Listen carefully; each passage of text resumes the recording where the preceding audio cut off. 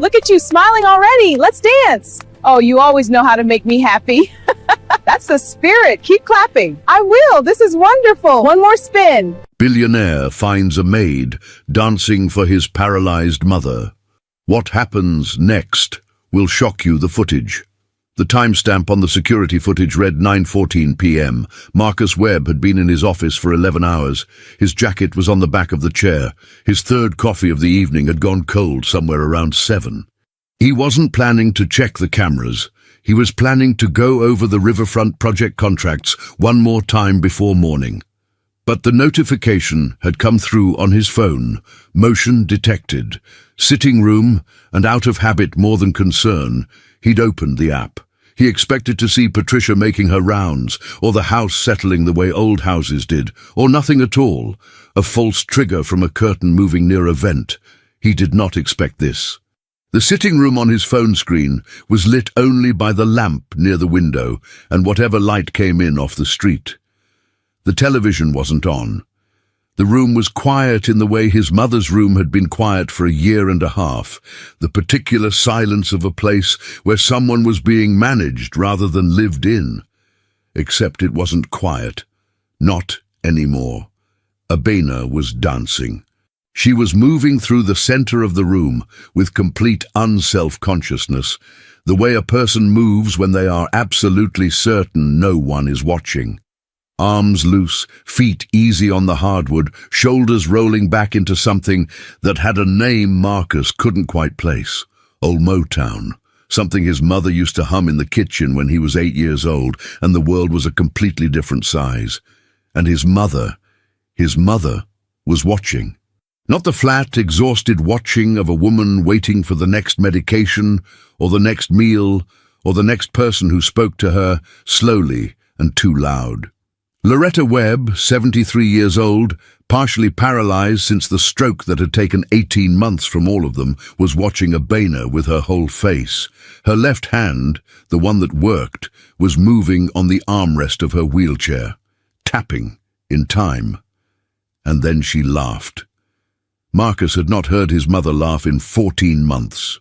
He knew this the way you know things that you don't let yourself think about directly, because if you look at them straight, they become unbearable. 14 months. He had hired the best rehabilitation team in the state.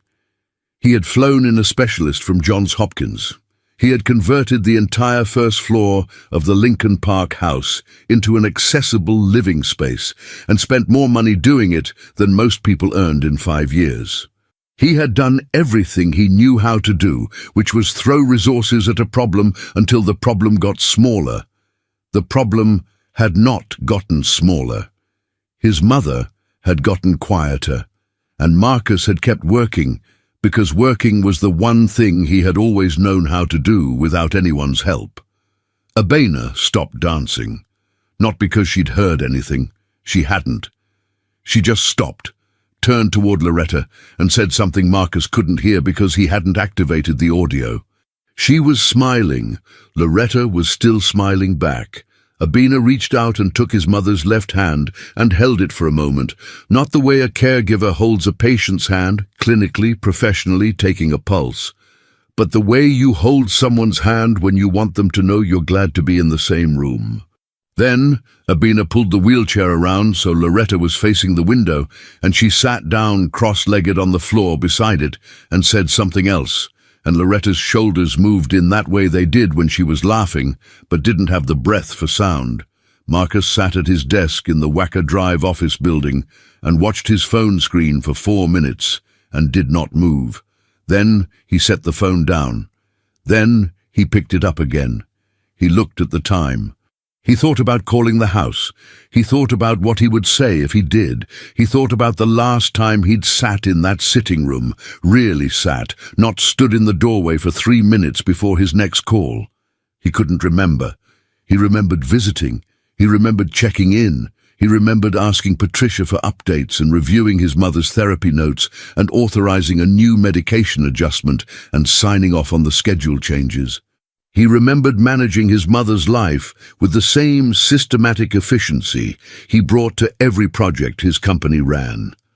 He did not remember the last time he had made her laugh. He picked up his jacket, left the contracts on the desk, told the night security guard he'd be back in the morning, took the elevator down 34 floors, and stood on Wacker Drive for a moment in the October air, hands in his pockets, looking at nothing. He didn't go home that night. He told himself it was too late, that he had an 8 o'clock meeting, that whatever was happening it would still be there tomorrow and he didn't need to make a thing of it. He told himself a lot of things on the drive back to his apartment that he didn't quite believe. What he kept seeing every time he stopped at a red light was his mother's hand, tapping on the armrest, in time with something she could hear in her chest, even when her body wouldn't cooperate. Still in there, still listening for music, still waiting for someone to notice. Marcus sat in the parking structure for 6 minutes after he turned off the engine, in the dark and the quiet, and he tried to remember the last time he'd asked his mother how she was. Not medically, not functionally, just how she was. He couldn't find the memory. He knew what Loretta's medication schedule looked like. He knew which arm had more sensation than the other, and which side she preferred to sleep on, and what the therapist had said about her speech plateau last October. He could have told you, without checking his phone, the name of every specialist who had visited that house in the last 18 months, and what their assessment had been. He had that information organized, filed, reviewed. He did not know what his mother dreamed about. He did not know if she missed teaching, or whether she listened to the radio when Patricia wasn't in the room, or whether she had told Abina, the woman he'd hired 6 weeks ago and met for exactly 40 minutes. Something she hadn't told him in over a year. He got out of the car. He went upstairs. He stood in the kitchen of his apartment and drank a glass of water and looked at the city through the window. All that lit-up geometry, all those buildings he had helped shape and sell and build into something permanent. He was very good at building things. He had always been very good at that. He did not sleep well. At 6:47 a.m., he pulled up the security app again and watched the sitting room, which was empty and still in the early morning light, the wheelchair sitting by the window where Abina had left it the night before, angled toward the view, toward the October trees and the pale morning sky over Lincoln Park. Not toward the wall, not toward the television, toward the window. That was a small thing. It was also not nothing. Patricia had always left the wheelchair facing the door. Practical, efficient, easy to move when the next appointment arrived. Marcus had never thought to question it. He had never considered that his mother might want to look at something other than whatever came through the door next. He stared at the empty room on his phone screen for a while. The lamp by the window was still on, which meant Abina had forgotten to turn it off, or had left it on purpose, and Marcus found he couldn't tell which one, and it bothered him that he couldn't tell. He set the phone down. He made coffee. He thought about calling the house at 7, and then decided that was unnecessary and possibly strange, and he was not a person who did unnecessary or strange things. Then he opened his calendar and moved his 8 o'clock. He wasn't sure what he was going to do when he got there. He only knew that he needed to see that house differently than he had been seeing it, not as a problem he'd already solved, but as a place where something was happening that he didn't understand, and for reasons he couldn't articulate at 6:52 in the morning, didn't want to stop. 6 weeks earlier, the interview had been scheduled for 2 o'clock. Marcus arrived at the house at 1:48 because he arrived early to everything and because he wanted to see the space before the candidate did. He walked through the first floor quickly. Kitchen, sitting room, the adapted bathroom, the bedroom that now had medical-grade equipment in it his mother referred to as all that nonsense, and made a mental note to have someone replace the burned-out bulb in the hallway.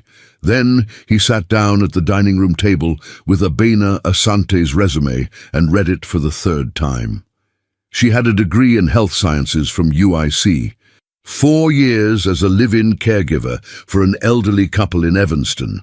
The husband had Parkinson's. The wife had been recovering from a hip replacement when Abina started and had apparently decided she preferred Abina's company to her physical therapists. 18 months as a patient support coordinator at a rehabilitation clinic on the north side. A gap in employment from 2 years ago that lasted about 4 months, with no explanation on the resume. Marcus had circled the gap in pen. He intended to ask about it. He also had 2 other candidates, both with longer resumes and more clinical credentials. He'd scheduled them for Thursday.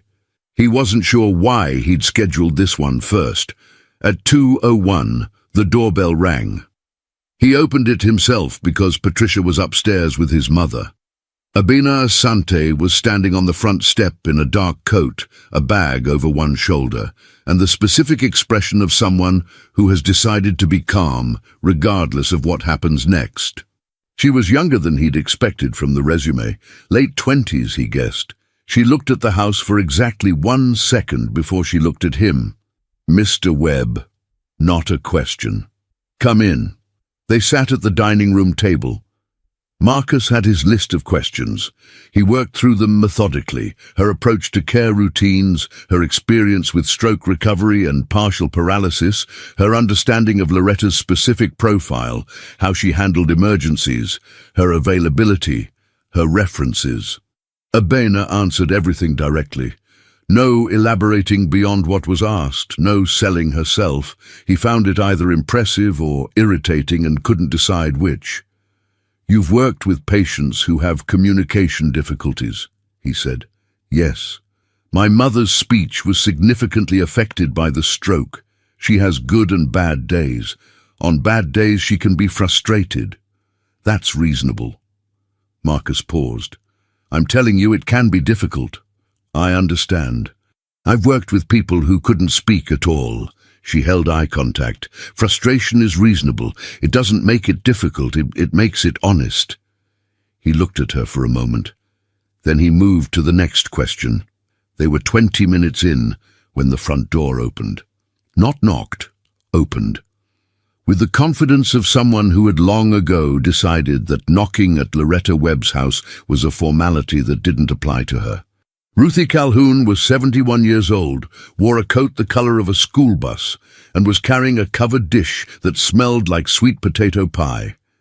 She came through the entrance, clocked Marcus at the table, clocked the stranger sitting across from him, set the dish on the counter like she lived there, and pulled out a chair. "Don't mind me," she said. "I'm just dropping this off." She sat down. Marcus looked at her. "Ruthie, I said don't mind me."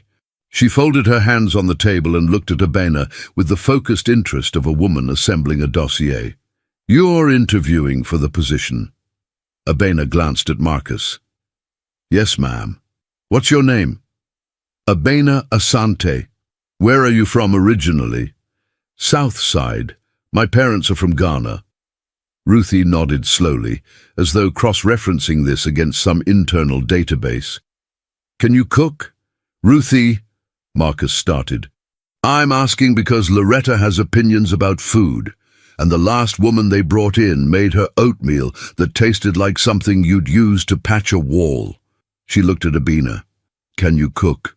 "I can cook," Abena said. "Not everything, but enough." "What's enough?" "West African dishes, some American, rice, soups, stews. I make a good jollof." Ruthie's expression shifted fractionally. The particular shift of someone who has not yet decided to be impressed but is considering it. She turned to Marcus. "She knows what jollof is. That's a start."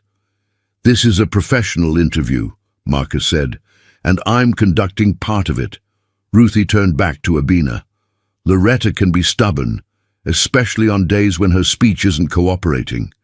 What do you do when someone gets frustrated and can't express why?" Abena didn't hesitate. "I stop talking and stay in the room. Most people just need someone to not leave." Ruthie was quiet for a moment. Then she stood up, smoothed her coat and picked up her bag. "That's the right answer," she said. She looked at Marcus. "She's the one you want. I have 2 other candidates on Thursday. I've told you what I think." She moved toward the hallway, then stopped. Also, the bulb in the hallway is out. Loretta's going to trip. She pointed at the ceiling. Fix it. She went upstairs.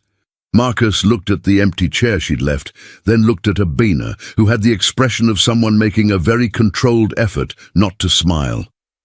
"I apologize," he said. "She's my mother's neighbor. She seems like she loves her. She has no boundaries. Those two things can coexist." He looked at her again. There was that quality again. Direct, but not combative. Like someone who has thought carefully about what they're willing to say and what they're not, and has drawn the line at a place that's difficult to argue with. He moved to the final section of questions, the employment gap. "You have a 4-month period here with no listed employer," he said. "About 2 years ago." Something moved through Abena's face. Fast, disciplined, gone. "Personal circumstances. Can you be more specific?" "I had a family matter that required my full attention. I returned to work when I was able." Marcus held her gaze. In 10 years of running interviews, he had learned to tell the difference between someone hiding something problematic and someone protecting something private.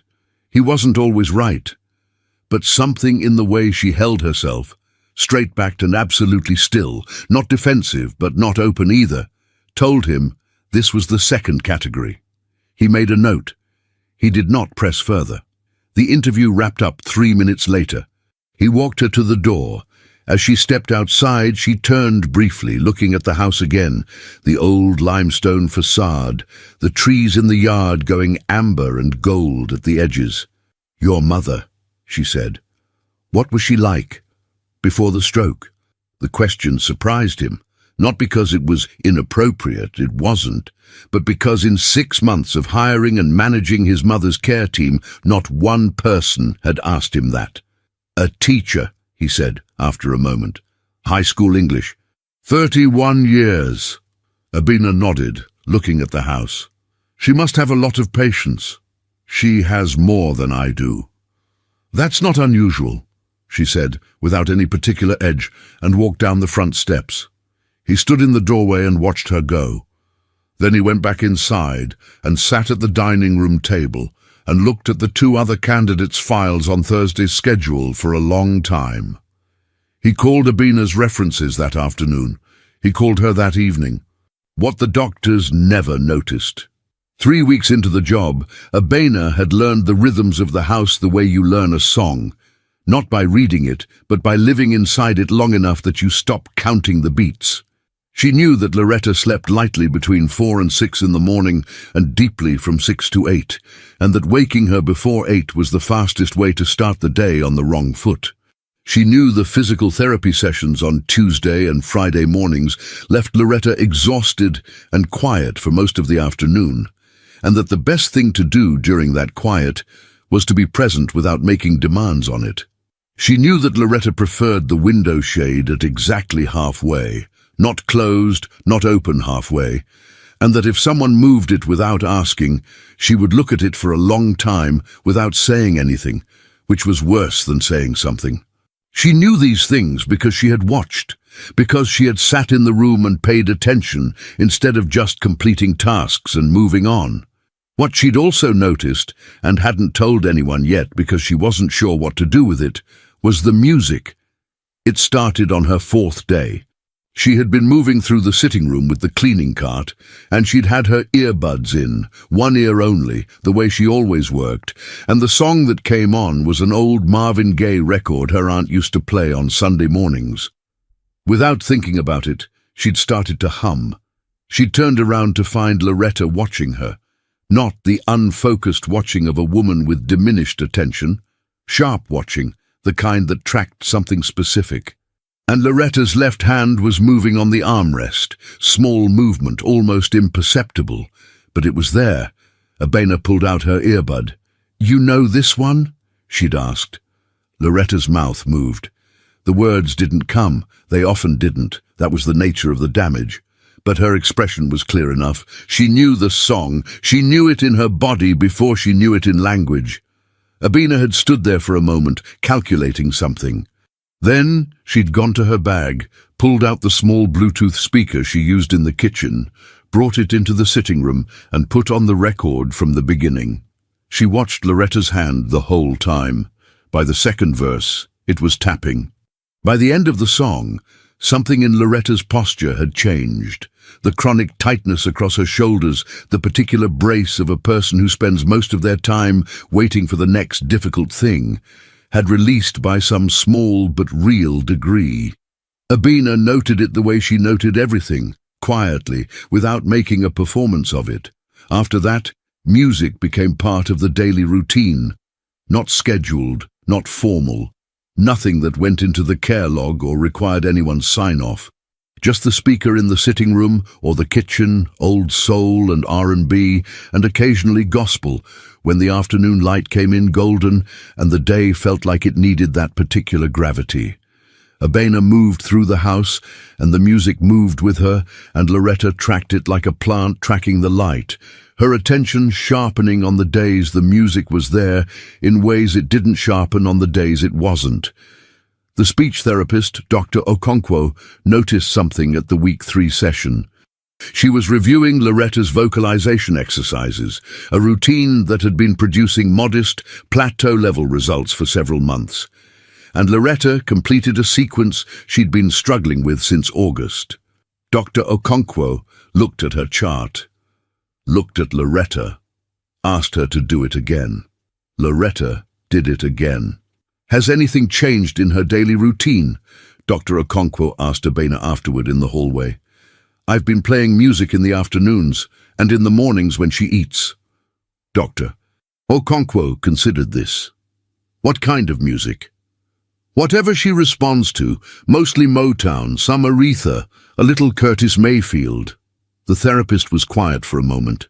"The research on music therapy and stroke recovery is strong," she said almost to herself. "It activates different neural pathways than speech alone." She looked at Abena. "Keep doing it, and note which songs get the strongest response.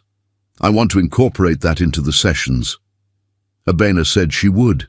She didn't mention that she'd already been keeping an informal list in the Notes app on her phone for 11 days. Patricia's reaction was different. Patricia Holt, RN, had been managing Loretta's medical care since the 2nd month after the stroke. She was competent, punctual, and operated with the focused efficiency of someone who had learned long ago that emotional investment in a patient was a liability rather than an asset. She did her job well. Loretta was clean, medicated on schedule, monitored and safe. She was also, in Patricia's professional assessment, a patient with a defined prognosis, and the role of the care team was to maintain that prognosis, not to experiment with it. She found Abena in the kitchen on a Wednesday afternoon, the speaker going, Loretta visible through the doorway in the sitting room, head tilted toward the sound.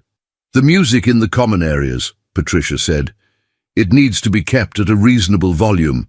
Auditory overstimulation can be counterproductive for stroke patients." Abena turned the speaker down 2 notches. "Of course. And I'd prefer the activity changes go through me before they're implemented. I'm responsible for her overall care plan." "Understood." Abena folded the dish towel she'd been holding. Dr. Okonkwo was supportive of it, if that's useful to know. Patricia's expression didn't change. "I'm aware of what Dr. Okonkwo said. I'm telling you what I prefer." "Of course," Abena said again, the same tone as before, not deferential, not combative, simply present, a wall that had no interest in arguing about being a wall. Patricia left. Abena turned the speaker back up 1 notch. The following Tuesday, Loretta's next physical therapy session. The therapist, a young man named Carlos, who'd been working with her for 6 months, mentioned that her range of motion on the left side had shown a measurable improvement. Not dramatic. Not a reversal of anything, but real, documented. The kind of number that went in a chart and meant something. He didn't know what had changed. He asked Abena the same question Dr. Okonkwo had asked. She told him the same thing. "Nothing dramatic," Abena said. "I've just been paying attention." She didn't tell him about the evenings. After Patricia left and the house got quiet, she'd started sitting with Loretta in the sitting room. Not to run exercises or check medications, just to sit. Sometimes she talked. Sometimes Loretta responded. Sometimes Abina put on a record and said nothing, and Loretta would close her eyes and her face would go somewhere else entirely. Some version of herself the stroke had not reached. Those were the best hours. The ones that didn't go in any chart. Abina hadn't brought any of this to Marcus Webb. She'd seen him twice since starting. Once to review Patricia's care log, once when he'd stopped in on his way to a meeting and spent 9 minutes in the house, 3 of them in his mother's room. She'd watched from the kitchen doorway, the way he stood at Loretta's threshold like someone who wasn't certain he was allowed to enter, hands in his pockets, looking at his mother the way you look at something that costs you something just to see. She recognized it. The guilt of someone who loved a person and had forgotten how to be in the room with them. She turned back to the kitchen and started on dinner. Derek comes home. He didn't call ahead. That was the first thing. Marcus found out his brother was in Chicago the way he found out about most things Derek did, after the fact, from someone else. In this case, a text from Patricia at 4:17 p.m. on a Thursday. A man named Derek Webb arrived at the house. He says he's your brother. I've let him in. Please advise. Marcus stared at his phone in the middle of a site walk on the West Loop project and felt the particular sensation that Derek had always produced in him. A kind of low, tired alertness, like a smoke alarm going off in a building you know probably isn't on fire, but you can't quite ignore. He called Patricia back. She confirmed. Derek had arrived in a taxi with a single bag, said he'd been meaning to visit for months, gone straight upstairs to see his mother. He'd been there for 40 minutes. He seemed, Patricia said carefully, in good spirits. Marcus told her he'd be there by 6. He was there by 5:15. Derek Webb was sitting at the dining room table when Marcus arrived. The same table where Marcus had interviewed Abina 6 weeks ago, with a cup of coffee and the easy, unhurried posture of a man who had arrived somewhere he considered himself welcome. He was 2 years younger than Marcus, lighter built, with their mother's eyes and their father's habit of making every room feel slightly more crowded than it was. He had a creative director's beard and the kind of jacket that looked expensive and was probably not. He stood when Marcus came in and spread his arms wide. There he is. Marcus shook his hand, did not go in for the hug. When did you get in? This afternoon. I should have called. I know. Derek sat back down, utterly untroubled by Marcus's tone. He had always been immune to Marcus's tone. I just thought I've been meaning to come since August, and if I plan it too much, I'll plan around it. You know how I am. Marcus did know how Derek was. He pulled out a chair and sat down. How long are you staying? Just a few days. I wanted to see Mom. He wrapped both hands around the coffee mug. How is she, really? Patricia gives me these clinical answers. All percentages and therapy milestones. She's improving slowly. She seemed good. She was happy to see me. Derek smiled, and the smile was genuine. Whatever else Derek was, he did love their mother. She said my name, clear as anything. Marcus looked at him. Loretta had said Derek's name clearly. He filed that away next to everything else he was storing about his mother's progress. Abina's been working with her on speech. The new one? Yeah, I met her. Derek glanced toward the kitchen, where sounds of dinner preparation had been coming steadily since Marcus arrived. She seems good, different from the last one. Different how? Derek considered. Less like a hospital and more like a person. He said it without apparent intention, the way Derek often arrived at accurate observations, accidentally, on his way to something else. Anyway, tell me about the riverfront project. I saw the renderings online. It looks significant. They talked for 20 minutes. Work, mostly. Derek had a studio in Austin now, graphic design, some art direction for a music label. He was vague about the details the way he'd always been vague about money. Marcus listened and asked occasional questions and waited. At 6:30, Abina set dinner on the table. Roasted chicken, rice, a simple salad, and Ruthie appeared. This was not surprising. Ruthie appeared at Loretta's dinner table the way weather appeared, by its own logic, on its own schedule, with no particular concern for anyone's plans. She came through the back door with a dish of something, saw Derek, and stopped. "Derek Webb," she said, not warmly, not coldly. The way you say the name of a person you've been cataloguing for 30 years. Derek stood and spread his arms again. "Ruthie, you look exactly the same." She set her dish down, took a seat, and examined him the way a customs agent examines a bag that set off an alert. "What brings you to Chicago? Wanted to see Mom?" "Uh-huh." She looked at Marcus, then back at Derek. "When's the last time you were here?" "It's been a while, I'll be honest. February," Ruthie said. "That was 14 months ago. I remember because it was the week after Loretta's birthday, and you missed her birthday and showed up a week late with flowers from a gas station." She picked up her fork. "Just wanted to establish the timeline." Derek laughed, the practiced, disarming laugh of a man who had been navigating people like Ruthie his entire life. "Fair enough. I've been better about staying in touch, though. We talk on the phone." "That's nice," Ruthie said. "Phones are useful." She served herself rice. "How long are you staying this time?" "Few days." "Uh-huh." She glanced at Abina, who was bringing Loretta's adapted plate from the kitchen. "The girl's gotten Loretta eating properly again. You notice she's got more color?" "She does look better," Derek agreed, "because someone's been paying attention." Ruthie said it to the table, not to anyone specific, with the accuracy of a woman who always knows exactly who she's talking to. Marcus picked up his fork. Derek looked at his phone briefly, then put it away. The conversation moved through dinner in the way family dinners do.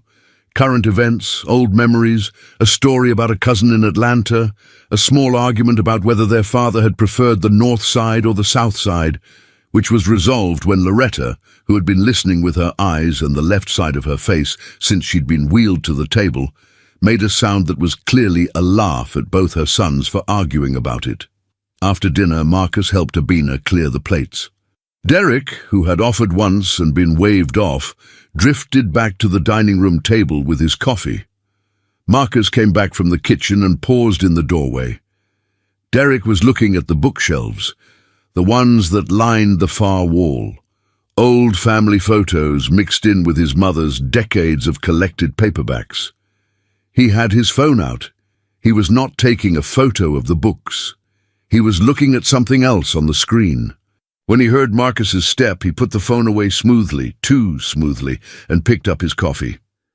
"Still the same wallpaper," Derek said, nodding at the dining room wall. "Mom likes it." "Sure." He took a sip. "Hey, this place must cost a lot to run. The full-time care, the house maintenance, it's a significant operation." "It is." Derek nodded slowly, studying the room. "Dad left things pretty well organized, from what I remember." "He did." Marcus stood in the doorway. He did not move toward the table. Derek looked up and smiled. "I'm just saying, it's a lot for one person to manage." "I manage it fine." "I know you do." Derek held up a hand. "I know. You always have." He set the mug down. "It'd just be good to understand the full picture, as a family." Marcus looked at his brother for a long moment. Derek looked back with the same open, reasonable expression he'd been wearing all evening, the face of a man who simply wanted to understand the situation, who had nothing but good intentions, who was just asking. "We can talk tomorrow," Marcus said. He turned and went back to the kitchen. Behind him, Ruthie's voice came from the sitting room, where she'd gone to help settle Loretta for the evening. She was talking to Loretta in the low, easy murmur of two women who'd been having the same conversations for 40 years. Marcus couldn't hear what she said. He heard Loretta laugh. He stayed in the kitchen a few minutes longer than he needed to, washing a pan that was already clean, just to keep listening to that sound, The first conversation, Marcus had told himself he was coming to check on Derek.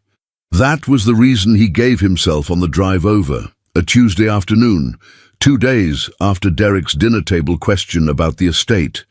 A day when Marcus had back-to-back calls until 2 and had cancelled the 3 o'clock specifically, so he could come to the house and see what his brother was doing. That was the reason. That was all. He parked on the street and let himself in through the front. The house was quiet in the middle way, not the morning quiet, not the evening quiet, but the particular stillness of a weekday afternoon when the schedule had settled and the next appointment wasn't for an hour. Patricia's car was not out front. Tuesday was her half-day. Abina's shift ran to 7. He stood in the entrance and heard voices. Not voices. One voice. Abina's. And then, underneath it, lower, slower, effortful but clear, his mother's. He moved down the hallway without thinking, stopped 2 feet from the sitting room doorway, and stayed there. They were at the window. Loretta in her wheelchair, angled toward the glass. The October trees mostly bare now, a few last copper leaves still hanging on. Abina was sitting on the low ottoman beside her, close enough that their knees were almost touching. She had a paperback open in her lap, but she wasn't reading from it. She was talking. "He wrote the whole thing in 6 weeks, Abina was saying. 6 weeks. And it's not like it's a short book either." Loretta's left hand moved, a gesture, something between skepticism and amusement. "I know," Abina said, responding to the gesture like it was a sentence. "I thought the same thing, but then I read it and I understood why it came fast. Some things are already written in you before you sit down." Loretta looked at the window. Then she said something. 3 words, maybe 4. Marcus couldn't catch all of them from the hallway, but he caught the last one. Teacher. "You used it in class?" Abina asked. Loretta's head moved. "Yes." "What grade?" Loretta's mouth worked for a moment. Then, 11th. The word came out clear. Not perfect. There was still the slight drag on the consonants that the stroke had left behind, but clear enough that Marcus felt it in his sternum like a struck note. Abina smiled. 11th grade is the right age for it. Old enough to understand why it hurts, young enough to still be surprised that it does, Loretta laughed. The same laugh from the security footage, not the careful, polite laugh of a woman performing wellness for a visiting son, but the real one. Short, bright, her whole left side involved. Marcus stayed in the hallway. He stayed there for another 4 minutes. He knew because he checked his watch. Not to time it, just because his hand moved to his wrist the way it always did when he needed to do something with himself. He stood against the wall and listened to his mother talk. Not fluently. There were pauses, resets, moments when the word didn't come, and Abina waited without filling the silence. And then the word came, or something close to it did, and the conversation continued. It was slow, and it was real, and it was more than Marcus had heard from his mother in 14 months combined. When Abina finally looked up, she saw him. She didn't startle. She looked at him the way she'd looked at him in the interview, a moment of assessment, clean and unhurried. And then she looked at Loretta and said, "Your son is here," in the same tone she'd been using for the whole conversation, like it was simply the next piece of information. Loretta turned her head. When she saw Marcus, her face shifted into something complicated, pleasure, and underneath it, something that might have been guilt, and underneath that, something that looked almost like relief, as if she'd been waiting for him to arrive for a long time and had stopped expecting it. "Hi, Mom." He stepped into the room. He pulled a chair over and sat down across from her, which was not what he usually did. Usually he stood. He wasn't sure why he usually stood. Loretta reached out her left hand and put it on his arm. He covered it with his. They sat like that for a moment. Then Marcus looked at Abina, who was still on the ottoman, the paperback closed in her lap, clearly preparing to give them the room. "You don't have to go," he said. She stilled. "I want to ask you something." He looked at his mother, then back at Abina. "What did you do?" Abina looked at him. I'm not sure what you mean. 3 weeks ago, her speech therapist called me. Said there'd been measurable improvement. The physical therapist said the same thing last week. He kept his voice level. Patricia's notes don't reflect any changes in the care plan. So I want to know what changed. Abena was quiet for a moment. Then she said, I played music. Marcus waited. She responds to music. It was visible from the first week. Her attention sharpens, her motor responses improve, her mood stabilizes. I started incorporating it into the daily routine. I spoke with Dr. Okonkwo about it. She was supportive. A pause. I should have documented it and reported the change through the proper channel. That was my error. Patricia. Yes. Marcus looked at his mother, who was watching this exchange with her whole face, tracking it the way she'd always tracked a conversation in a room, a teacher's attention, calibrated to what was actually being communicated beneath the words. The proper channel matters, he said. I need to know what happens in this house. I understand.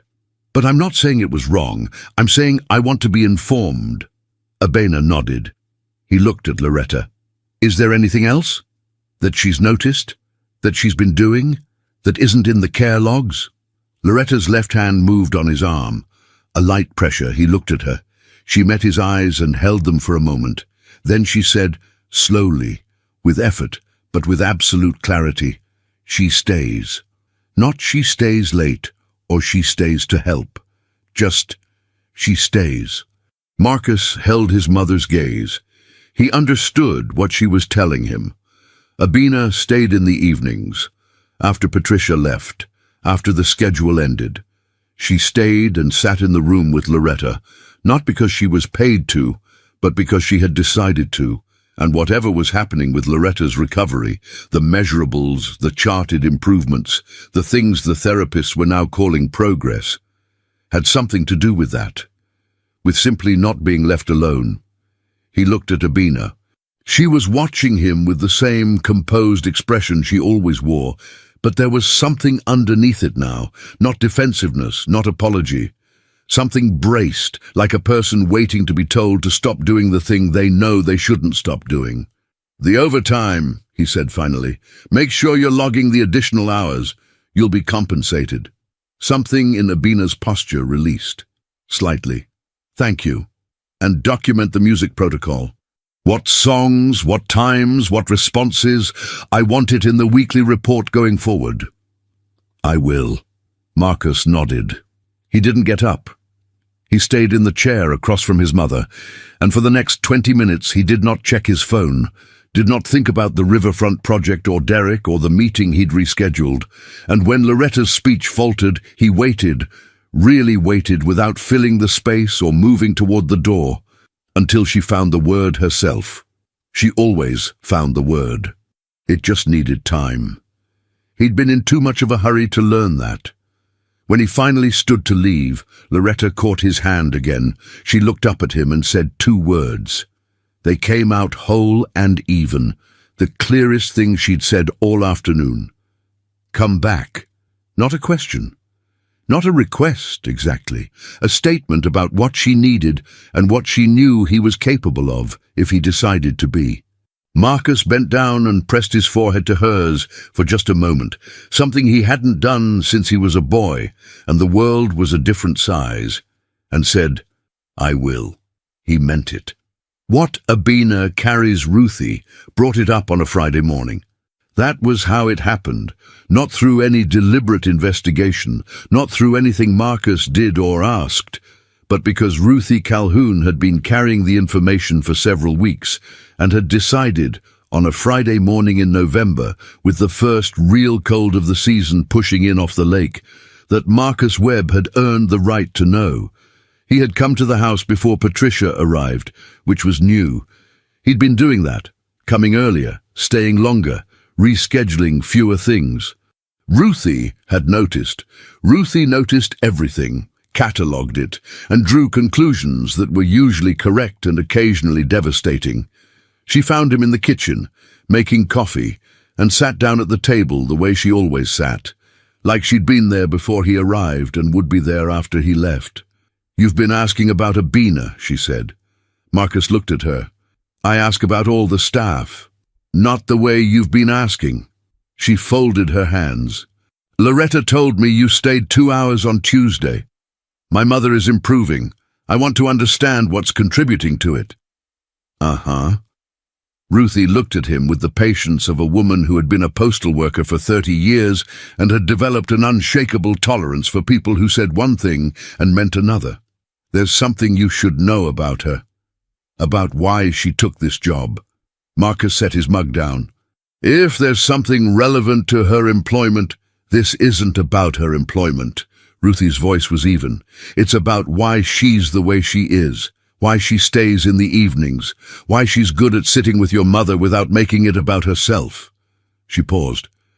2 years ago, Abina lost a baby. The kitchen was quiet. "A daughter," Ruthie said. 4 months old. A heart condition. Congenital. Nothing anyone could have predicted or prevented. She was there. She held her when it happened. She looked at the table. After that, she left her job, moved back in with her aunt on the south side, and took about 4 months to put herself back together, which she did, quietly and mostly alone. Marcus stood at the counter and did not move.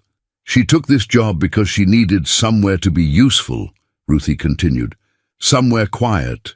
A house, a person who needed tending, work that made sense in her hands. She wasn't looking for a career move. She was looking for a reason to get up in the morning that didn't require her to explain herself to anyone." Marcus thought about the interview. The employment gap he'd circled in pen, personal circumstances. He thought about the way she'd answered. Straight-backed, completely still, not defensive. He thought about the question she'd asked on the front step as she left. What was she like? Before the stroke. He'd thought at the time it was professional curiosity. "Loretta knows," Ruthie said. Marcus looked at her. "She told her?" "Loretta figured it out. You know how she is. She was a teacher for 31 years. She can read a person in 20 minutes. Ruthie's voice softened slightly. "And I think Abina needed someone to know. Someone who wasn't going to fix it or manage it or turn it into a care plan. Someone who would just know." Marcus was quiet for a long moment. Through the doorway he could hear the sound of Abina moving in the sitting room, the quiet rearrangement of a morning routine, the low notes of something playing from the speaker. His mother's voice, brief and low, and Abina's response. "Why are you telling me this?" he said. "Because you're starting to see her," Ruthie said simply. "And when you start to see someone, you should know who they actually are. Not the resume, not the care logs." She stood, smoothed her coat. "And because your mother wants you to understand why this one matters, why you shouldn't do what you usually do." "What do I usually do?" Ruthie looked at him. "You manage things until they work, and then you move on to the next thing." She picked up her bag. "This isn't a thing, Marcus.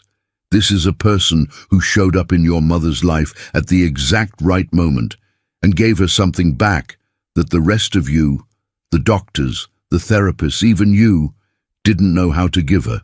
She moved toward the hallway. "So just be careful with it." She left. Marcus stood in the kitchen for a while. The coffee had gone lukewarm.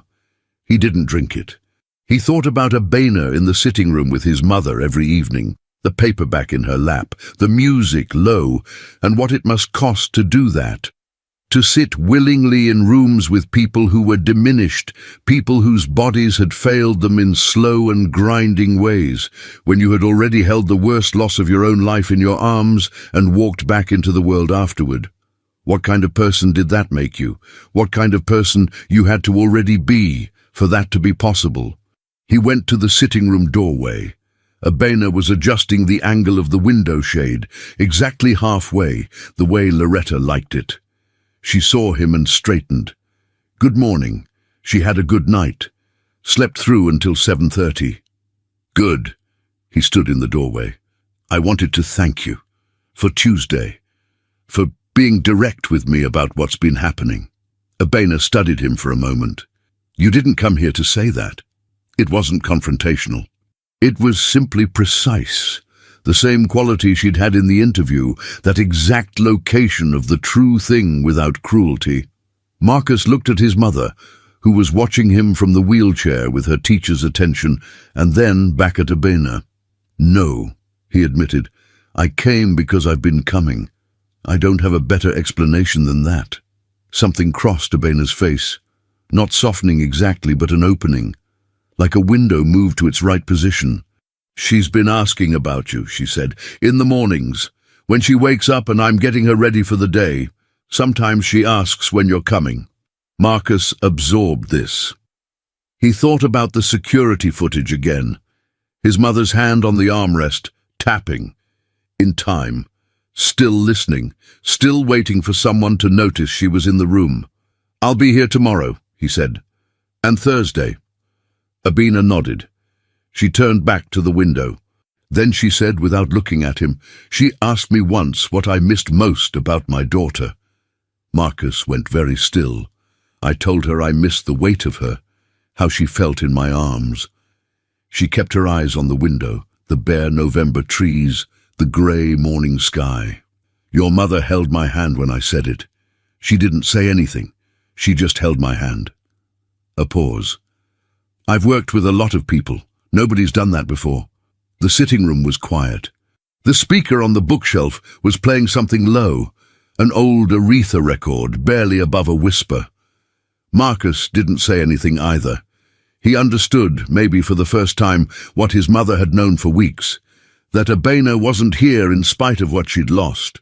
She was here because of it. Because grief, if it doesn't break you completely, has a way of teaching you exactly how to stay. He had been managing her like a resource, logging her hours, reviewing her reports, processing her contributions to Loretta's recovery the way he processed everything, efficiently, at a distance, from the objective side of the data. He had not thought about what she carried into the room with her every single day, what it took to make yourself useful to someone else's grief when you were still learning to carry your own. He thought about Patricia, the specialist from Johns Hopkins, the rehabilitation team, all of it real, all of it necessary, none of it sufficient. And then this woman had walked in with a speaker and a paperback and the knowledge of what it felt like to need someone to stay, and she had given Loretta back something none of the rest of them knew how to give. Not better credentials, just the understanding from the inside of what it meant to be the person waiting. He went to his mother. He sat down. He stayed for 2 hours. Derek makes his move. Derek had been in Chicago for 9 days when he found Abena alone in the kitchen. He'd extended his stay twice, first by 2 days, then by 3 more, each time with a different explanation. A client call he couldn't take in Austin, a problem with his flight, a general sense that it was good to be here, that Mum seemed better, that he wanted to make sure things were stable before he headed back. Marcus had listened to each extension with the same even expression and said nothing, because there was nothing yet to say. Derek hadn't done anything. He was simply present in the way that Derek was always present, filling space, asking questions, being charming, being a brother, but he was asking too many questions about the wrong things, and Marcus had noticed. It was a Wednesday afternoon, Marcus at the office, Patricia at a medical supply appointment, Loretta resting after her therapy session. Abena was making soup, a simple vegetable broth that Loretta had been able to take more easily than solid food on tired days, when Derek came into the kitchen and sat down at the island. "That smells good," he said. "Thank you." He watched her work for a moment. Derek had a way of watching that was meant to feel relaxed, leaned back, arms loose, the posture of a man with nowhere to be. But Abena had been reading rooms her entire working life, and she felt the attention in it. Directed. Purposeful. "Can I ask you something?" he said. "Go ahead. How do you find it here, working for Marcus?" Abena stirred the pot. "It's a good position. He can be demanding. I know that better than most." Derek picked up a pen from the counter and turned it over in his fingers. Another habit, the fidgeting of a man who thought better when his hands were occupied. "He has very specific expectations." And he doesn't always communicate them clearly before he decides you've fallen short of them. I haven't had that experience. No? He sounded genuinely curious. He's been coming around more lately. I've noticed. That's new. He used to let Patricia run everything and check in once a week. Mrs. Webb is improving. He wants to be involved. Derek set the pen down. He's not easy to work for, though. You probably know that. The way he monitors things and the cameras, the logs, all of it, must feel like a lot of oversight. Abina glanced at him briefly, then back at the pot. I understand why the oversight exists. Derek nodded slowly as if she'd confirmed something. He was quiet for a moment, the calculated quiet of someone assembling a next sentence carefully. Then, here's the thing, Abina, and I'm saying this as someone who cares about this family. I'm a little worried about my mother's situation, about the decisions being made around her care, who has input, who doesn't. I'm sure those concerns are better directed at your brother than at me. I've tried talking to Marcus. You know how that goes. He leaned forward slightly, dropping his voice into something more confidential. The truth is, he's made some decisions around Mom's care arrangements, around the house, around who's responsible for what, that I'm not entirely comfortable with. And I think it would help me to understand, from someone who's actually here every day, whether things are being run the way they should be. Abina took the pot off the heat. She turned and faced him directly, which Derek hadn't expected. He'd been talking to her profile, and her full attention had a different weight. I understand what you're asking, she said, and the answer is no. Derek blinked. I'm not asking you to do anything. You're asking me to report on Marcus, on his decisions, his behavior, his state of mind. You're asking me to be a source. She kept her voice level, not cold, not heated, the same tone she used for everything, matter of fact, like gravity. I won't do that, not for any reason. Derek was quiet for a moment. Then he tried again, more openly. I'm prepared to compensate you, separately from whatever Marcus is paying, just for your honest observations, nothing that would compromise your position. Stop. She said it simply, the way you say stop to something that doesn't need more explanation than that. I work for this family. I'm not going to be used against any part of it, and if you bring this up again, I'll tell Marcus you asked. Derek looked at her for a long moment. The charm had gone quiet, not gone, because it was too ingrained in him to disappear entirely, but recalibrated, the way a flashlight dims when it hits something that doesn't reflect. Fair enough, he said finally. He stood, picked up his coffee. I hope I didn't offend you. You didn't, Abina said, which was true. She wasn't offended. She was tired of people who thought that caregivers were invisible, that because someone cooked the soup and changed the linens and stayed in the evenings, they could be recruited without consequence, handled without resistance, moved like a piece on a board without their own position on it. Derek left the kitchen. Abina ladled the soup into a container and put it in the refrigerator and stood at the counter for a moment, thinking. She had said she would tell Marcus if it happened again. She hadn't said she wouldn't tell him now. She thought about whether to. She weighed it the way she weighed most things, not against what was easy, but against what was true. Derek was positioning himself for something. She didn't know the specifics, but she understood the architecture of it. He wanted information, which meant he wanted leverage, which meant there was something he intended to do with it. And whatever that was, it involved Loretta. It involved this house. She picked up her phone and looked at it for a moment. Then she thought about what Loretta had said 2 days ago in the sitting room during one of their afternoon conversations. They'd been talking about her sons, Marcus and Derek both, the way a mother talks about children she loves who are entirely different from each other. Loretta had said something that had taken Abina a moment to fully parse. Slowly, with effort, 2 words at a time. But when she assembled it, it was exact. Derek wants, Marcus worries, both of them love me. Only one of them knows what that means. Abina put her phone back in her pocket. She would wait. She would watch. And the moment Derek's positioning moved from talk into action, She would make sure Marcus knew every detail.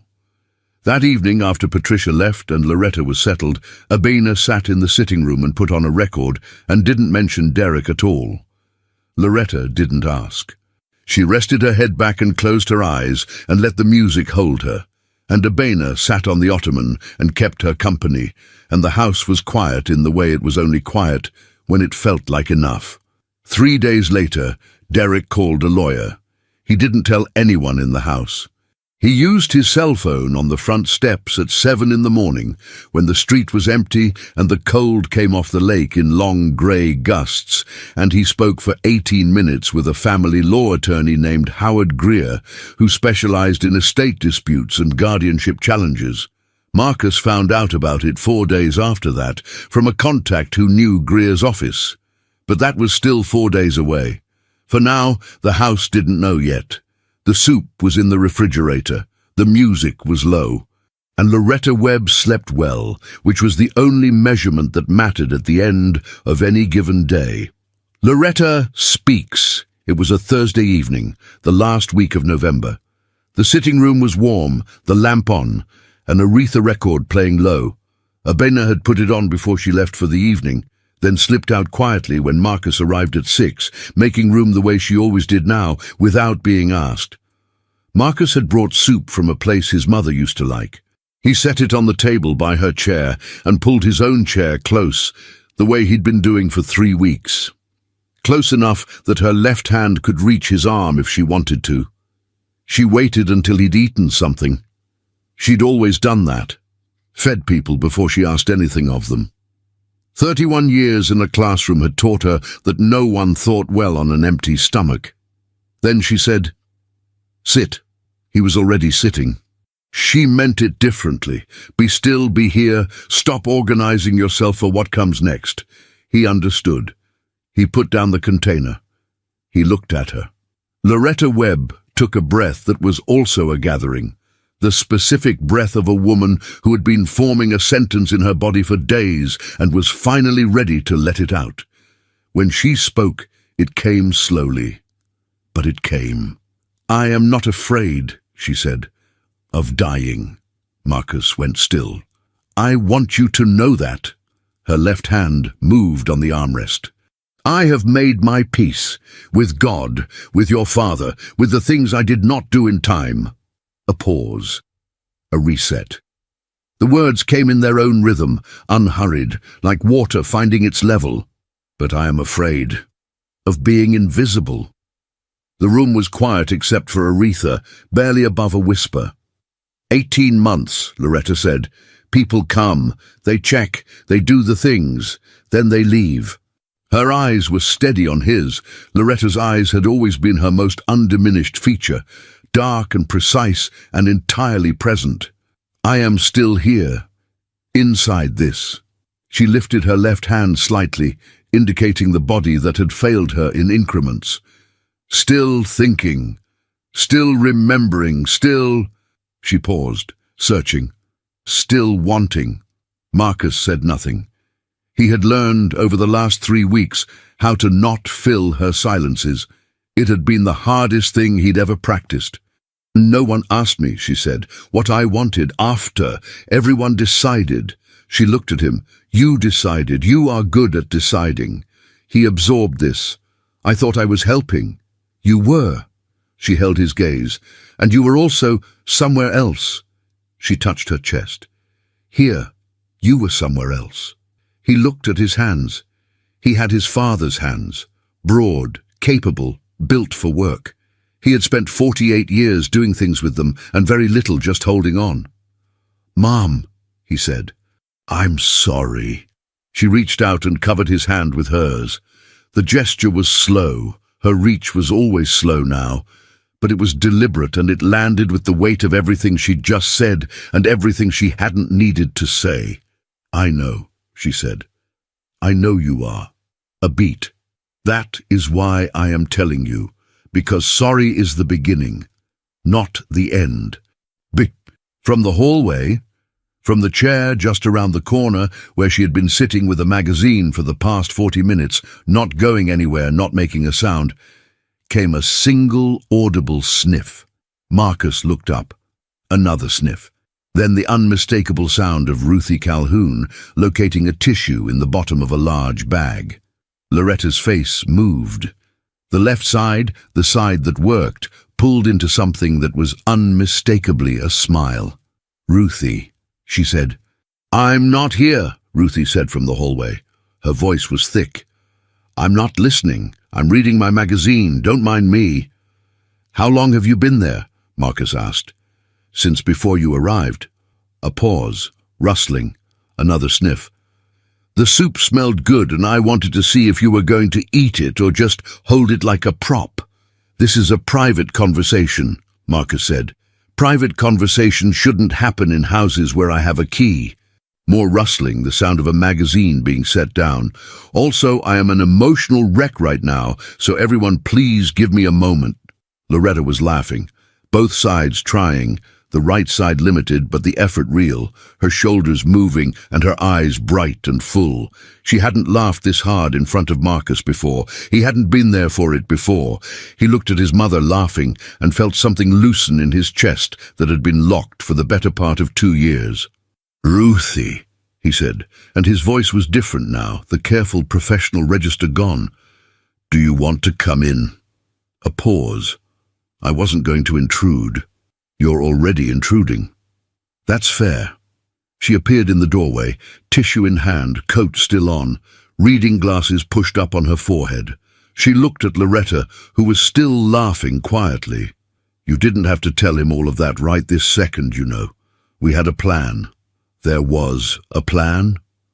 Marcus looked at his mother. Loretta's shoulders moved again. "She helped me practice." "You practiced." "A woman who taught speech for 31 years, Ruthie said, settling into the chair in the corner with the composure of someone resuming a meeting they'd never officially left. "Does not have important conversations without preparing." She pointed at him. "You should know that about your mother." Marcus looked at Loretta. Loretta looked back at him with her full, dark, undiminished eyes, and there was something in her expression now that hadn't been there when the evening started. Not relief exactly, but the particular ease of a person who has been carrying something important and has finally set it down in the right hands. "Tell me something," Marcus said. "Something I don't know about you." Loretta considered. Her hand was still on his. She looked at the window, at the dark November street and the last of the evening light going out of the sky. "I wanted to be a singer," she said. Marcus looked at her. "Before teaching, before your father, I used to sing everywhere." Her voice was soft. "I had a voice, Marcus. A real voice. People would stop." She paused. "I chose teaching because it was steady and singing was a dream and I was practical." Another pause. "I have never entirely forgiven myself for being practical." The room was quiet. "Do you regret it?" he asked. She thought about it honestly, the way she thought about everything. "Some days," she said. "And then I think about my students. 31 years of them." A small sound that was almost a laugh. "I think I touched more lives as a teacher than I would have as a singer. But I would have liked to know. To try." From the corner, Ruthie made a sound. "Ruthie," Marcus said without looking over. "I'm fine," she said. She was not fine. She was weeping as silently as a woman of her vocal tendencies was capable of weeping, which was not very silently at all. "I know this story already, and it still gets me every time." Loretta looked at her oldest friend with an expression of complete and affectionate exasperation. Then she looked at Marcus. "Sing something," he said. She looked at him. "Right now. Whatever you want." She held his gaze for a long moment.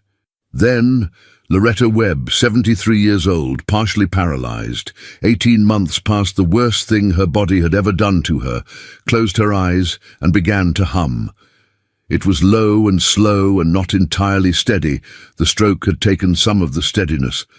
But underneath the damage, the pitch was true, and the melody was there, whole and clear, and Marcus recognized it after a moment. an old gospel song his grandmother used to sing, one he hadn't heard since he was small. He didn't say anything. He just held her hand and listened. In the corner, Ruthie gave up any pretense of composure entirely and wept openly into her tissue, which she would later describe to everyone she knew as the most beautiful thing that has happened in this neighborhood in 20 years. Marcus would hear that description second-hand and would not correct it because he thought she might be right. The document. The call came on a Monday morning just before 8. Marcus was in his car 3 blocks from the office when his phone rang through the speakers. A man named Gerald Osei, who ran a small real estate law firm on Michigan Avenue and had been a quiet professional acquaintance of Marcus's for 11 years. They didn't socialize. They referred clients to each other occasionally. Gerald was not the kind of man who called before 8 without a reason. "I need to tell you something," Gerald said. "And I need you to understand I'm telling you because I respect you, not because I'm looking for anything in return." "Go ahead." "Howard Greer's office called mine last week. They're building a case around the estate clause in your father's will, specifically the provision that gives you sole authority over your mother's care decisions. They're framing it as a guardianship concern, insufficient oversight, unilateral decision-making, possible financial mismanagement." A pause. "The filing would name you as the respondent, your brother as the petitioner." Marcus pulled the car to the side of the street.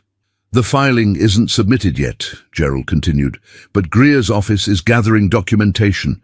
They've been requesting medical records from 2 of your mother's former care providers. They may approach current household staff."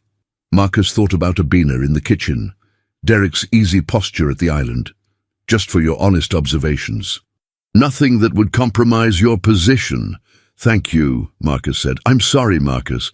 Don't be. You did the right thing." He sat in the parked car for 4 minutes. He did not call a lawyer.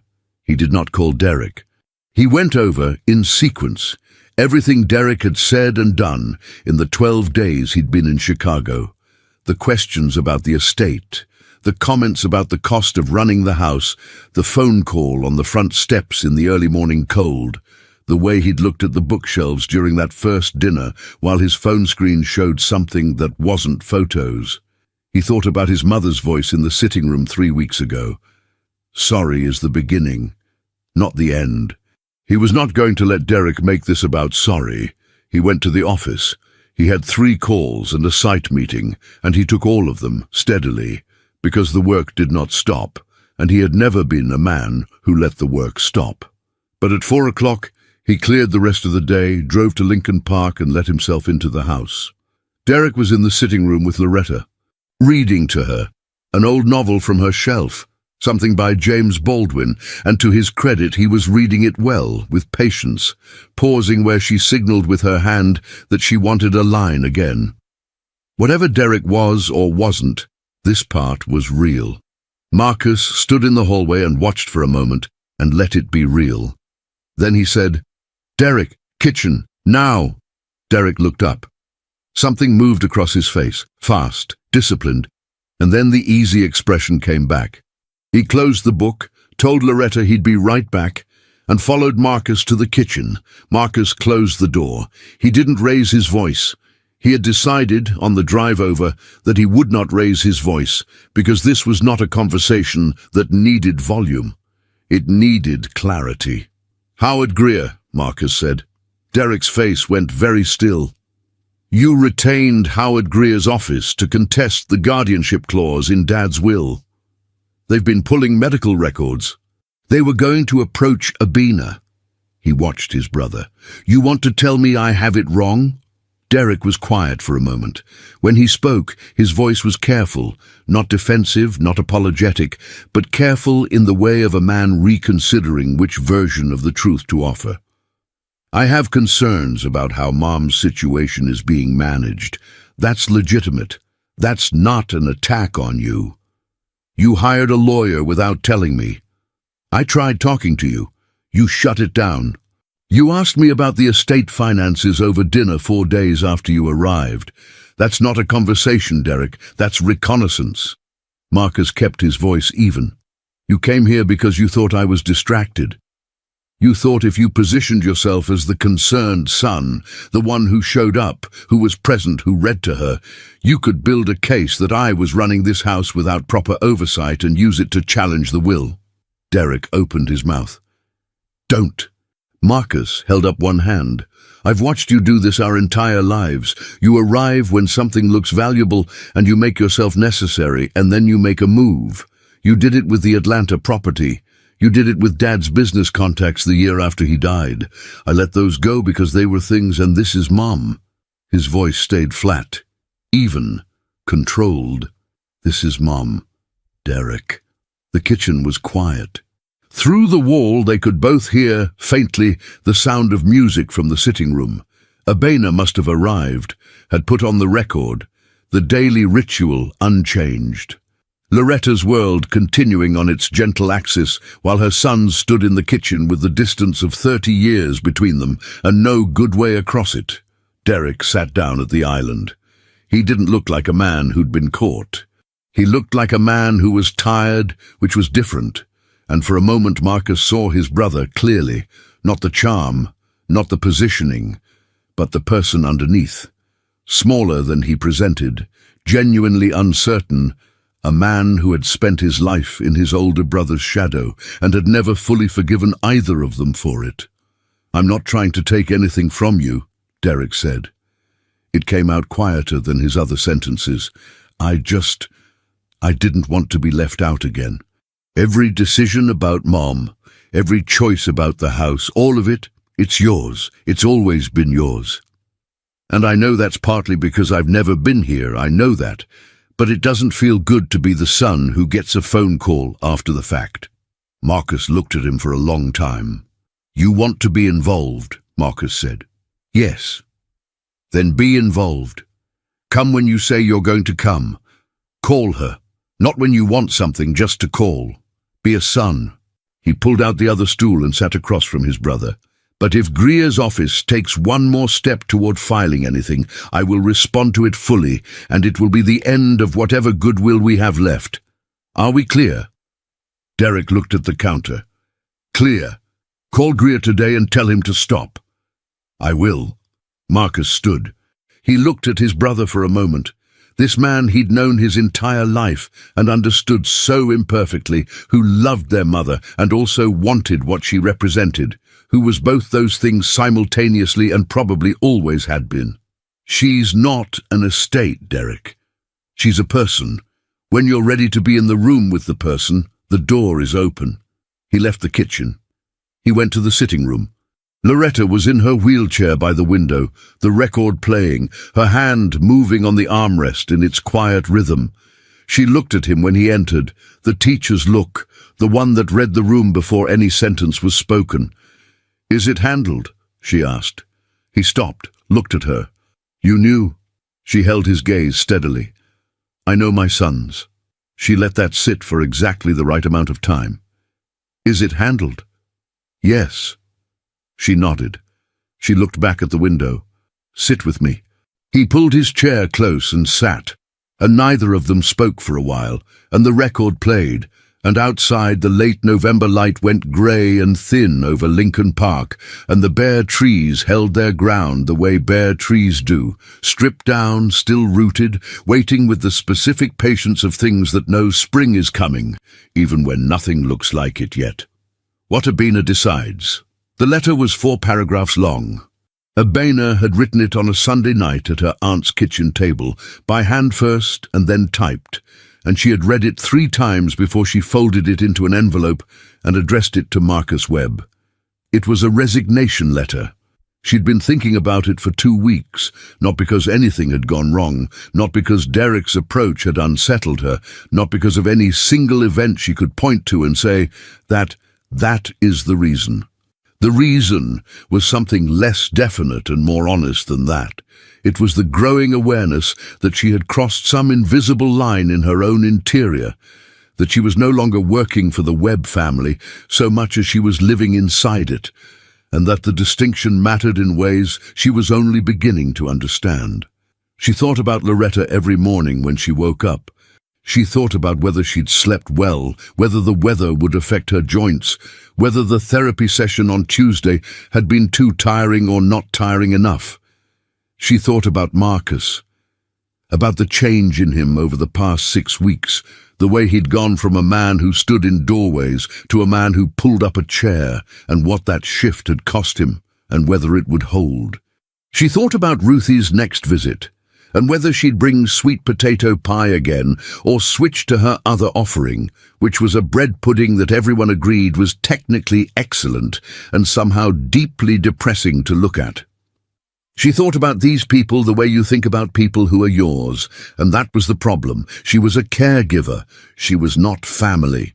And the line between those two things, which had always been clear in every other position she'd held, had blurred in this house in ways that she wasn't sure were healthy.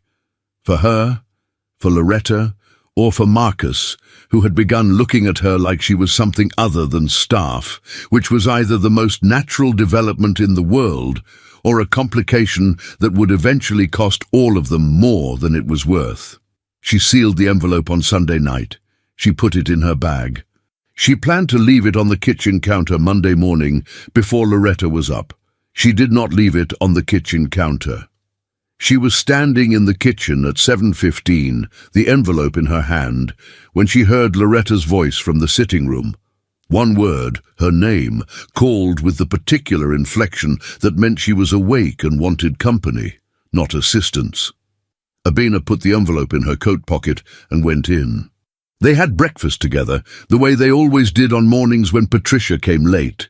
Abina set Loretta's adapted plate and her own mug of tea, and they sat by the window, and the morning light came in pale and cold off the empty street, and Loretta told her, in the slow, careful way that was its own kind of precision, about a student she'd had in 1987 who had written the worst essay Loretta had ever received in 31 years of teaching, and had then gone on to publish 3 novels.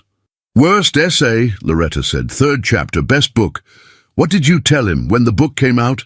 Loretta's face moved. "I told him the essay was still bad." Abina laughed. Loretta laughed. The morning held them both for a moment, easy and warm, and Abina felt the envelope in her coat pocket and said nothing. She left it on the kitchen counter when she went home that evening. Marcus found it Tuesday morning. He read it at the kitchen table, alone, before anyone else was up. Loretta still asleep, Patricia not yet arrived, the house in its early quiet. He read it once straight through. Then he set it down and looked at the window for a while. He read it again. The letter was honest in the way Abina was honest about everything, direct, without drama, and precise in locating the thing that was actually true. She wrote that she was grateful for the position and for the trust placed in her. She wrote that she believed Loretta's care was in a significantly better place than it had been in October, and that the improvement would hold because it was structural now, not dependent on any single person.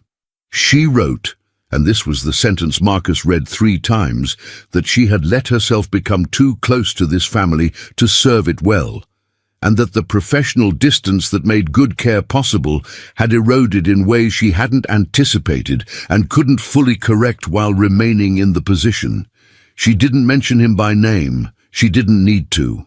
He put the letter in his jacket pocket. He made coffee. He stood at the window while it brewed and looked at the December street, the first real snow of the season, coming down in the thin, tentative way of early December snow that isn't committed yet, still considering whether to stay. He went to his mother. Loretta was awake. Had been for a while, judging by the angle of the lamp, which she could not move herself and which Abina always left at exactly the right position for morning reading, and which had already been moved, meaning someone had been in before Marcus arrived. He looked at his mother. His mother looked back at him with her teacher's eyes and said nothing. He sat down. He took the letter out of his pocket and held it in both hands without unfolding it. "You already know," he said. Loretta's expression confirmed this. She left it in the kitchen. "You had Patricia bring it to you." The left side of Loretta's face moved in the way that meant, obviously. Marcus looked at the folded letter. She thinks she's too close to this family. Loretta held his gaze. She's right that the dynamic has changed. He turned the letter over in his hands. She's wrong that it means she should leave. His mother waited. She was a remarkable waiter. 31 years of teenagers had given her a patience for silence that could outlast almost anyone. I don't want her to go, Marcus said. It came out simply, without the qualifications he usually wrapped around things that were true, not because of what it would mean for your care, because... He stopped. Loretta made a small sound.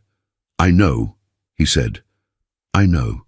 She leaned forward slightly, the effort visible, the intention clear, and reached out her left hand, and Marcus took it, and she held it for a moment, and then she said, the way she always said the things she'd considered carefully, then tell her.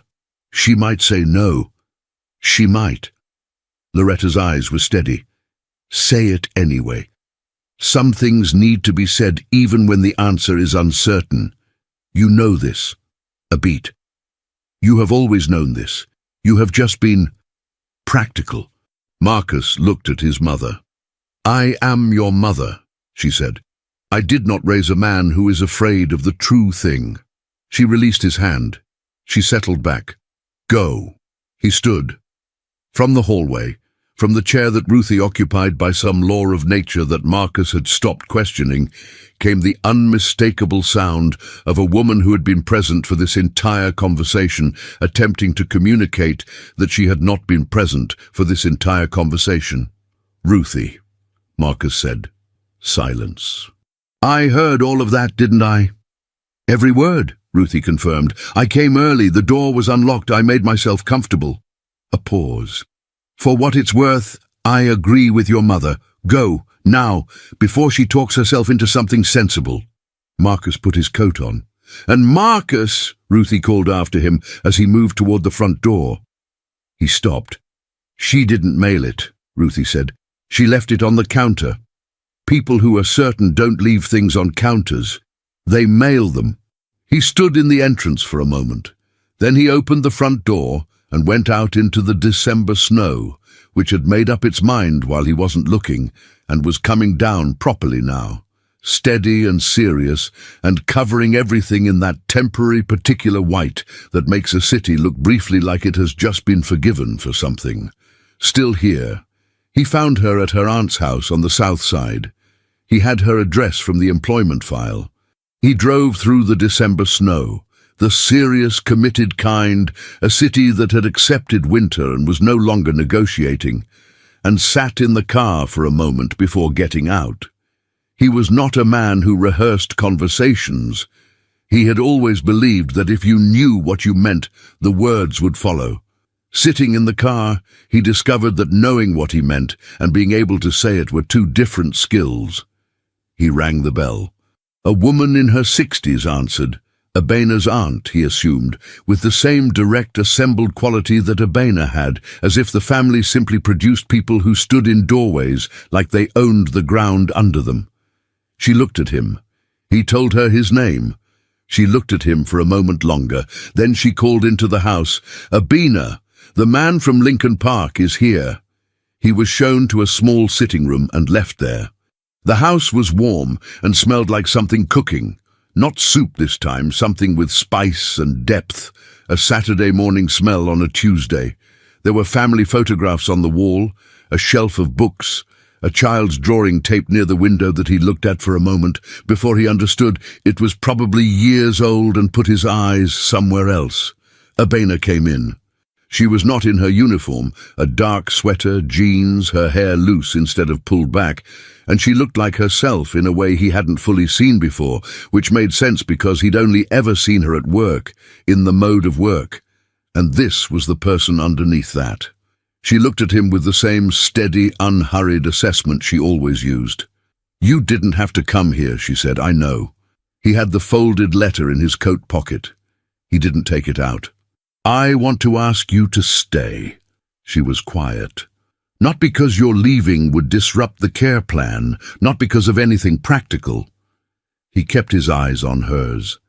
Because my mother asks about you in the mornings, and because you're the person who noticed her hand moving and understood what it meant, and because this house is different when you're in it, not just for her, for all of us.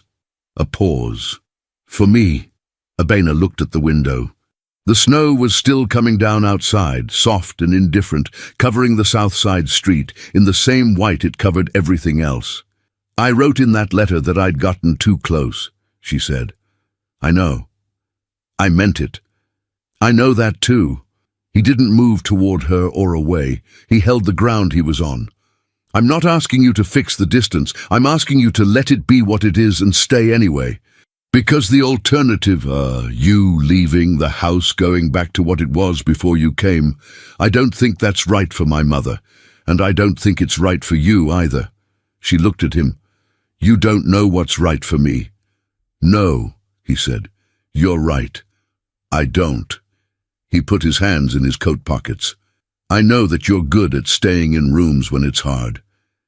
I know my mother laughed for the first time in 14 months because you put on a record and paid attention. And I know that you left a letter on a counter instead of mailing it, which my mother's best friend pointed out as evidence that you are not entirely certain either. Something shifted in Abena's face. It wasn't quite a smile. It was the thing that comes before a smile when the decision is still being made. Ruthie, she said. Ruthie, he confirmed. She was quiet. He waited, the way she had taught him to, without filling the space or forcing the answer. I need it to be clear, Abena said. What I am and what I'm not in that house. Professional first. Everything else finds its own time. I can't do good work if I don't know where I stand. That's fair. And I need the music in the care log. Formally, Dr. Okonkwo's endorsement, Patricia's sign-off, everything documented. I don't want to be working around anyone anymore. Done. And Ruthie needs to stop reading my mail. I will convey that, Marcus said. It won't work, but I'll convey it. That was when she smiled. It arrived fully, the way things arrive when they've been held back long enough. Not slow, not cautious, but complete. He hadn't seen her smile that way before. It changed the room. I'll come back Thursday, she said. He nodded. He moved toward the door, then stopped. My mother wanted to be a singer, he said. She was too practical to try. He looked at Abena. I keep thinking about that. Thursday, she said. He drove back through the snow. 3 months later, the house was different. Louder, more alive. Marcus came every Tuesday and Thursday evening, and some Sunday mornings when the Lincoln Park house was the place he wanted to be. Derek called Loretta every Sunday, directly, which was the right order. Patricia retired in January. On her last day, Loretta said, You kept me alive. Abena taught me to live again. Patricia nodded and left before anyone could see her face. He and Abena had not resolved the distance she had named. They had not needed to. Some things find their shape without being forced. There was a Thursday in February when she laughed the real laugh, unguarded, complete, and Marcus thought, there it is. He did not say it out loud. He was learning the difference between knowing a thing and the right time for it. On a Saturday in March, he came to the house and heard music before he reached the door. Not the quiet daily volume, something fuller, alive. Motown. The kind of song that does not allow you to stand still. He moved to the sitting room doorway. Abena was dancing, fully inside the music, arms loose, moving the way she moved when she was certain no one was watching. Loretta was in the center of the room, not watching from the side, but in it, her left arm moving, her face completely open, laughing with both sides in the way she had been slowly reclaiming for 6 months. They had not heard him come in. He stood in the doorway and thought about October.